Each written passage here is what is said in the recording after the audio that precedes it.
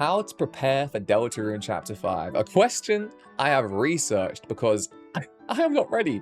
Toby Fox dropped the trailer in the Nintendo Direct and I'm like, how do I prepare for Deltarune Chapter 5? So, I made a PowerPoint.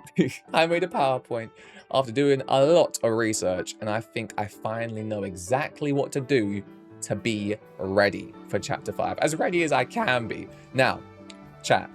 Save points for each chapter. I think you guys, we all need to know when do we save the game, because there are certain moments where you need, or you want at least, to come back to. For example, chapter 1.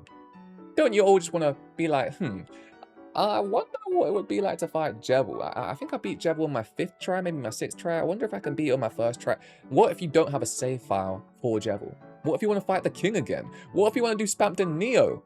Or the queen? Like, you need to have save files for all of these chapters, all of these moments, because I think they are very, very important. Now, chapter 3, you might notice, has boards. Of course, the reason why that's there is if you want to get S rank on every board, you should save it at the boards, right? Just before you jump into board 1, save it, and if you get S rank, boom, quickly save it before board 2, and then you just keep going through and try and get in the highest scores in the boards. And again, chapter 4 has a miscellaneous one with the Holiday's house, and that is just a personal favorite of mine. One of my favorite moments in the entire game is just exploring the Holiday's house, seeing Asgore in the bathroom, seeing Chris on the phone, seeing Noelle, seeing Dessa's room. Like, I just would love to explore that house whenever I want. So a save file there for me is a non-negotiable. These are all non-negotiable, right? These are all non-negotiable. And especially these right here. The most important things to actually do, right? Those are the save files you have to make. These are the most important things you have to do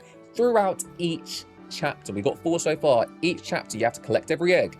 You have to defeat every secret boss.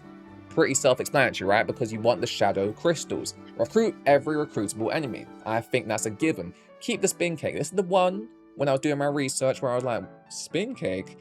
Do your research, chat, because the spin cake is a really good item. You're gonna want it. So keep the spin cake. Complete Tenna's adoption. I didn't know this, but apparently you give Tenna, spoiler alert if you don't know, Tenna to Metaton? What? I don't know. But did I do that? Maybe. I can't even remember. But I don't remember Metaton, so maybe I didn't. But complete Tenna's adoption, that sounds good. And of course, talk to Shawm. You want to talk to Shawm, exhaust all his dialogue, talk to him about the shadow crystals, and then, obviously, chapter 5, you'll be ready, because the 5th and final shadow crystal, Shawm must have some information on that.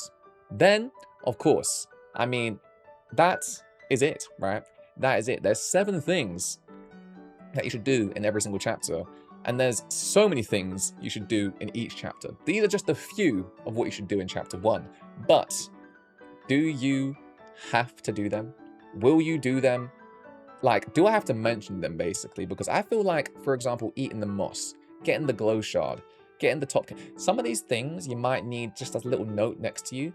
But as I was playing the game, I found out that really and truly, if I just explore everywhere, which I usually do, especially for a perfect route, you kind of do all these things without even thinking. For example, putting the egg in the fridge. If you're exploring Asgore's house, if you're exploring Asgore's house and you interact with the fridge, you're going to put the egg in the fridge, like, just by exploring, right? So a lot of these things, if you need them written down, there are a lot of other videos that go into so much more detail than what I'm about to give you. And they will tell you to eat the moss, put the egg in the fridge, get the iron shackle, all that stuff, right? In this video, I'm just giving you the bare bones, what I think you just need to do, the non-negotiables. And of course, explore the entire chapter, because I feel like these right here, they're like low-key non-negotiable. And if you're going for a perfect playthrough, these have to be done. But if you're exploring everywhere, I feel like they'll be done just by exploring, right? So hopefully they're done. But if you want more detail, check out some other videos. There are amazing ones out there. However, chapter 2, I will say this.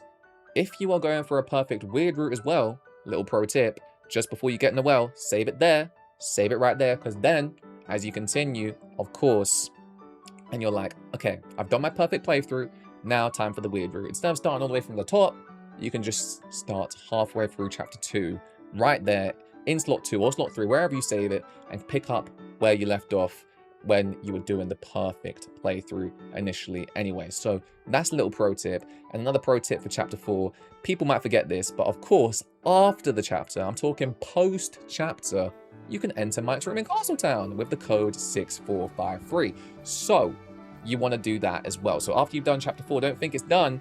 You still can do and interact with Mike. And of course, if you're preparing for chapter 5, as in detail as we all are trying to do, that is definitely something you don't want to miss. And I think that's it, my Deltarune.